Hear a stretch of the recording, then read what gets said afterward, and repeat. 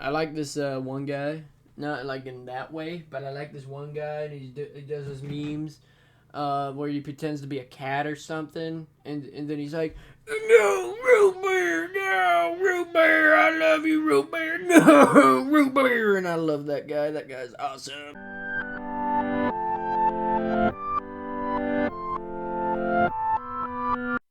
Hello, everyone. My name's Stonesy Boy, and welcome back to Reading with Stonesy.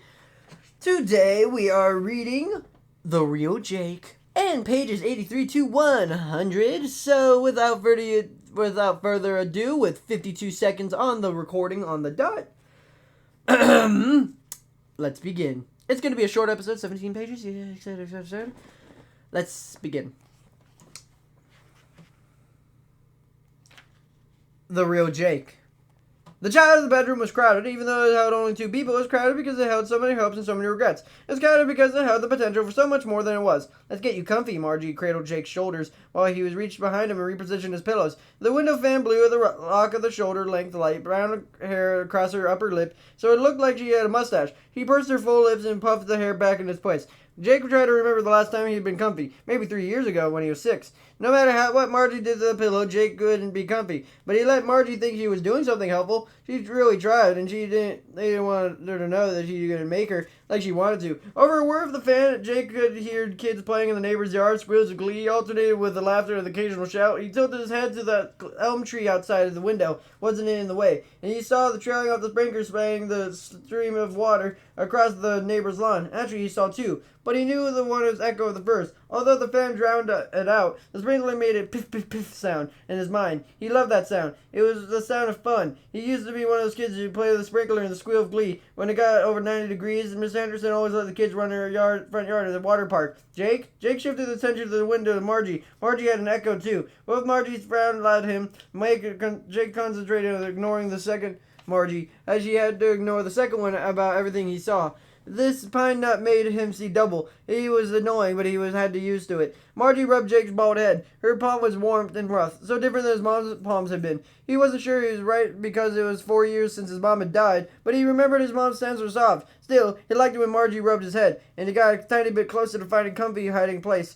Earth to Jake, obviously he'd been talking, but she hadn't heard her. He did that more and more these days. He was happier when he was not where he was, so it was hard to make himself pay attention to what he was saying. I asked if he could feel up to some vegetable soup. Margie blew her hair off her face again, and he fussed over Jake's cheeks. Her cheeks full and flushed from the heat, and her mascara was smudged.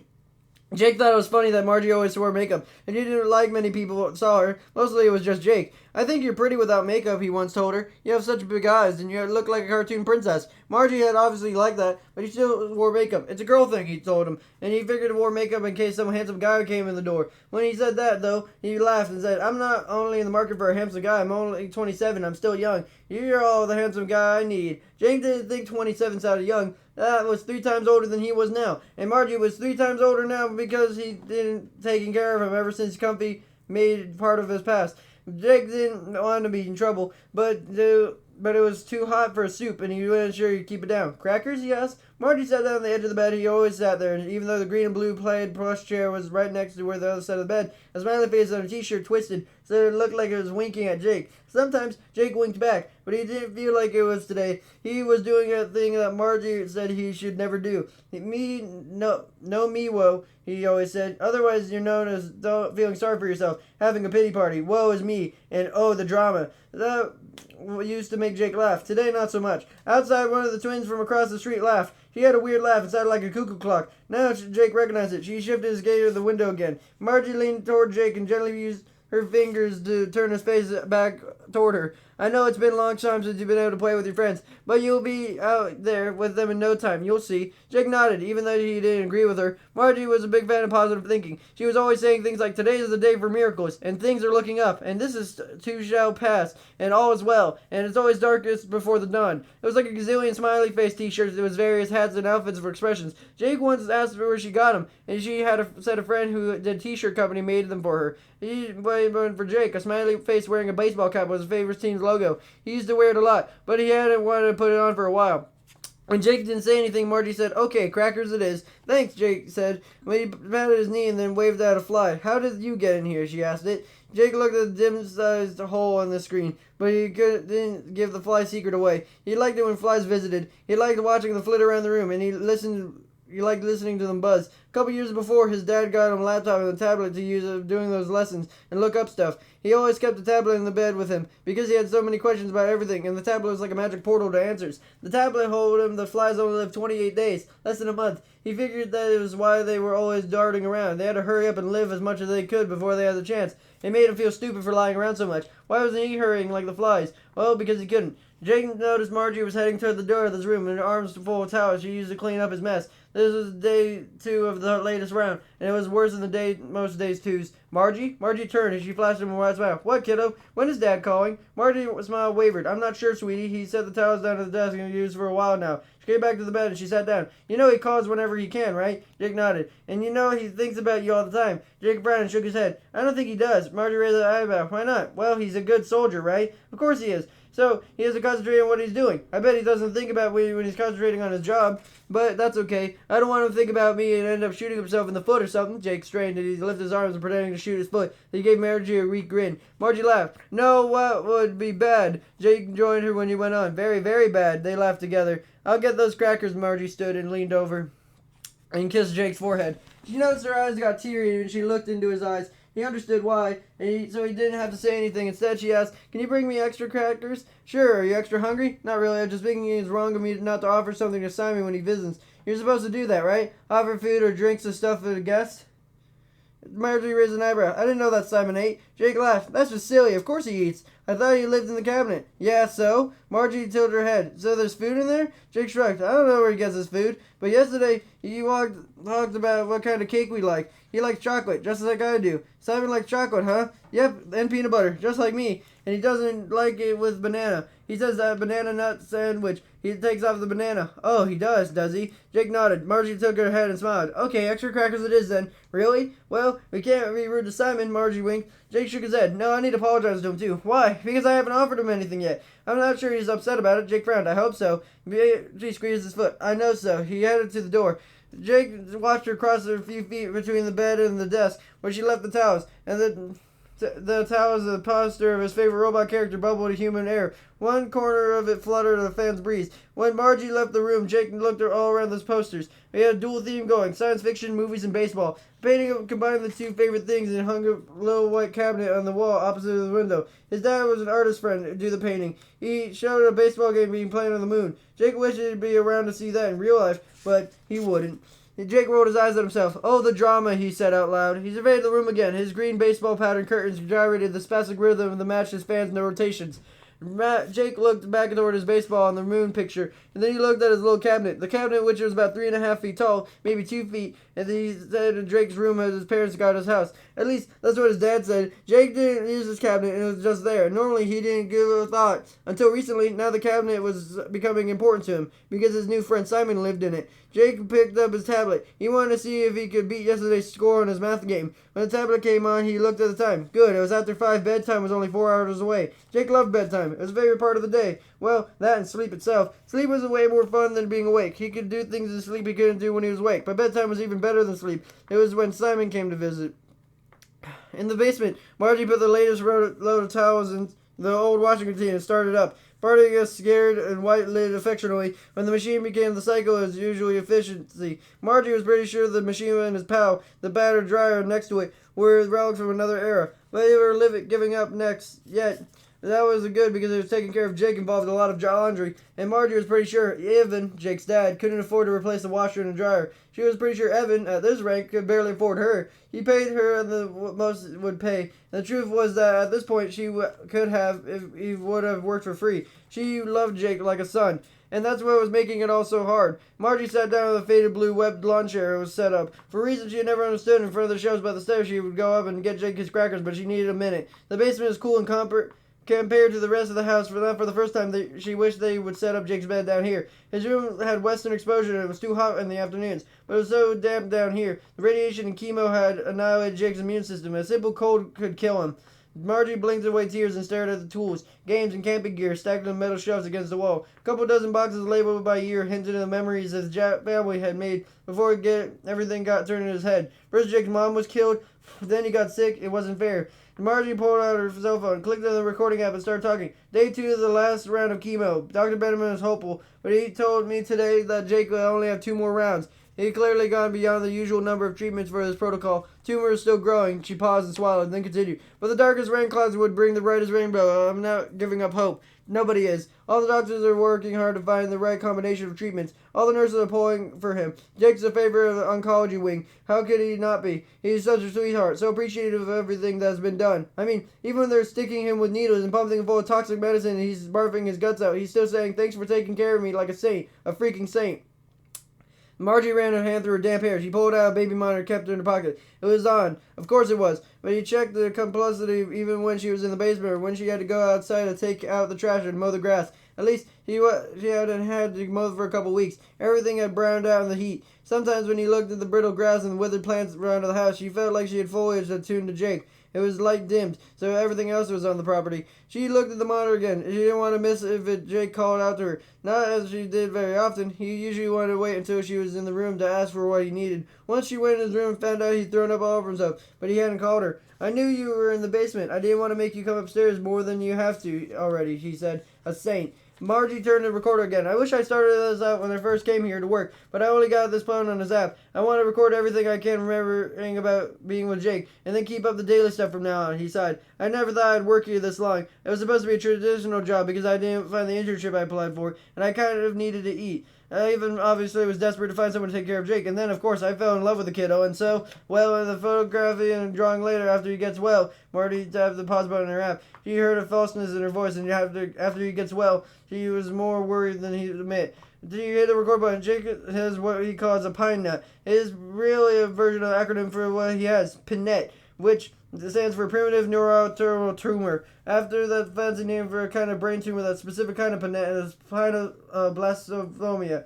Then even explained this to Jake as best he could. Jake said, cool, I have a pine nut. He was barely 6 years old at the time. I don't think he thinks it's so cool now. He had all treatments and through his kind of tumor, and nothing's working. His headaches and double vision are getting worse. They tried removing the tumor, but they couldn't get it all, and it grew back. And now it keeps growing, and I've given up hope, but she pressed to stop. She was going to record that Jake's head neurologist said. The odds are against him. If she recorded it, it would make it real. The washing machine thumped as she shifted, agitating the towels and draining the soapy water.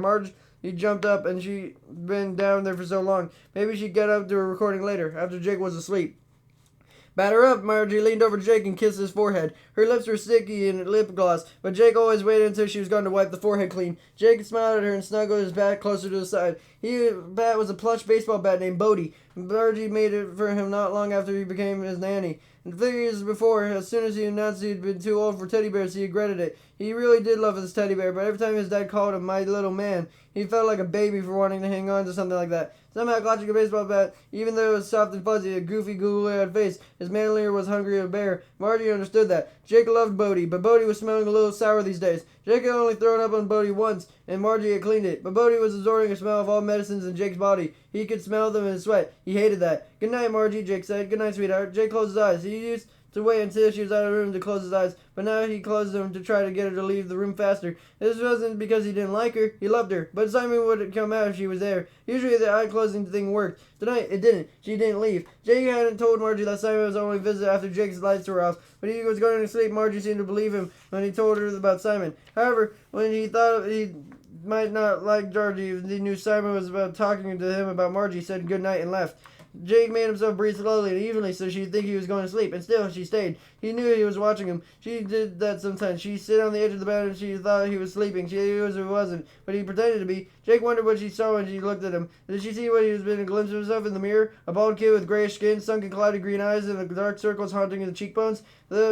He didn't seem able to see Jake, the real Jake, in a long time. But he remembered that Jake, the Jake that had long freckled face, bright green eyes, and a big smile, and a thick tangle of brown curls were usually falling over his eyes. The bed shifted, letting him know Margie was standing, and wanted to hear the wood floor creak in the spot between the grown rug and under the bed and the door. When he heard the creak, he knew a few more minutes, just a few more minutes until Simon came. Margie closed the door to Jake's room. He curled on his side and hugged Bodie. He waited. While he waited, he counted. It only took 17 counts before he heard the voice coming through a little cabinet door. Hey, Jake. The first night Simon had talked to Jake, Simon had made it clear that he would be in his cabinet until Jake got well enough to walk to his cabinet, open the door, and find him. When you can do that, I'll be here waiting for you. At first, Jake thought it was weird, but he didn't want Simon to leave, so he accepted it. Sometimes he wondered why Simon had to talk to him inside the cabinet, but he was just having so much fun talking to his friend that he forgot to care about it. So, what'd you do today? Simon asked. Jake sighed. It wasn't a great day. Usually 2 days after chemo, I do okay, but I threw up, and Simon made a blurp sound. No, that's not. What did the real Jake do today? Oh, yeah. Jake wasn't sure if he'd forgotten Simon's rules. Jake wasn't supposed to talk about things the way they were. He was supposed to talk about things the way they'd be if a normal kid were able to do normal things. He grinned. I played. Oh, wait, I almost forgot. Would you like some crackers? I would have some here for you. Jake waved his hand toward the little plate of crackers sitting on his nightstand. A small glass of juice sat next to it. Margie had said, Simon would need something to wash down the crackers. That's very nice of you, Jake, Simon said. But no thank you. I'll be here until it's time for you to find me. Jake realized he only thought the idea of offering Simon something to eat. I could push the crackers towards the door, he said. Simon laughed. That's okay. It's enough you thought about giving me some. Makes me feel good. Thanks. Okay, now tell me what you did today. Oh, well, I played in a sprinkler today with my friends. Which friends? The Henderson kids. You know, Patty and Davy and Vic. The twins from across the street. Ellie and Evie were there, and Kyle, Clay, and Gerard from the street behind us. They were trying to see who would slide the farthest. You slid the grass and then got really wet? Simon's voice, a little bit higher than Jake's, went even higher. He sounded real excited. I did that today too, Simon said, and I got grass stains on my knees. They're still green. Mike laughed. Mine too. Cool, what else did you do? Well, before we ran to the sprinkler, we played softball in the park. That's why I was so good with the sprinkler later. It was not really hot in the park. I started like crazy. That was really dry. It was really dry where I played, and so when I slid into first, I scuffed up my knee. You should see the marks. I got some scrapes too, Jake said. They're not bad though, it didn't hurt. Mine didn't hurt either, but my knees felt like sandpaper. I think it was fun. My dad once said stuff like this as a badge of honor. Well, I like that, Jake smiled and reached for his perfectly smooth knee. He imagined that it felt rough. He concentrated. He could make his fingers believe he had scraped on his knees. He didn't even feel a string on his skin. So, did you make it? Make it where? The first base when you slid. Jake grinned. I sure did. Then I saw second too. Way to go. When did that happen? I got third in deep fry ball. Super cool. I started home for the next fly ball, but it wasn't far enough, and Clay caught it easily, so I could run back to third. Can of corn? What? That's what my grandpa always called it, easy fly balls. How come? Simon laughed. You always like to know why, right? Sure, Jake would have to look it up on his tablet, but he had to keep his eyes closed. Yeah, I like to know why too. So I asked my grandpa when he canned a corn thing, it started a couple ways. The first way was because when they used to sell groceries in small doors on the high shelves, the men who owned the stores, they were called grocers. Grandpa said we needed long poles to knock cans of vegetables off high shelves and can them in the aprons. Corn was the most popular vegetable, and that's why it made its way into saying. I think I saw one of the grocers in Western movie once, Jake said. Yeah, me too. It was like his grandpa said. So, what's the other way? The other? Oh, yeah. Well, Grandpa said a can of corn would have started as many, many years ago. Games were played in cornfields. That's cool. Yeah, but I think it'd be hard to find a ball under his big, tall corn plants. It would be like playing baseball and hide and seek at the same time. Jake laughed. That's funny. Simon laughed too. So what really finally happened in the game? Oh, well, Victor hit the double, so I ran home. Awesome. It was fun. So what did you do after the game? We went for ice cream. I love ice cream. What flavor did you get? Chocolate, duh. Simon laughed. I had chocolate ice cream today too, and I ended up spilling some on my shirt. Did you do that? Yeah, I did. Right on my shirt. Sometimes chocolate stains don't come out in the wash. Oh, well, if it doesn't, we'll remember that ice cream for a long time, right? Yeah, I bet you're right, Jake said. He yawned. It sounds like you're tired. How about I come back tomorrow night? Jake wanted to stay awake, but he really couldn't. Okay, I'd like that. Me too. Good night, Jake. Good night.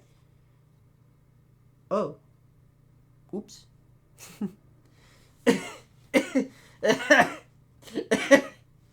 I'm sorry. Oops. I've read past my pasture. And with 19 minutes to spare. Oh my goodness. I was really into it. I'm sorry. I like this Simon character really much. Alright, well, I apologize profusely. But hey, we got a head start on the next episode. So, that's good news. You always have bad news, friends. You can turn it into good news like that. So, today we read The Real Jake and a little bit more about The Real Jake and his good friend Simon. And next time we are reading pages 101 to 120. I opened up the wrong tab. Skadoosh. And let's go to here and uh-oh, it's stuck. So we move it a little bit to the left, and there we go. 101 to 120, or in reality it's 103 to 120 because I accidentally read a little bit ahead. But that's okay. So, I hope you guys have a super fantastic, wonderful day. If you'd like to be official, make sure to like, comment, and subscribe. And I hope you enjoy the reading of The First Jake. Bye-bye. Or The Real Jake. I'm sorry. Bye-bye!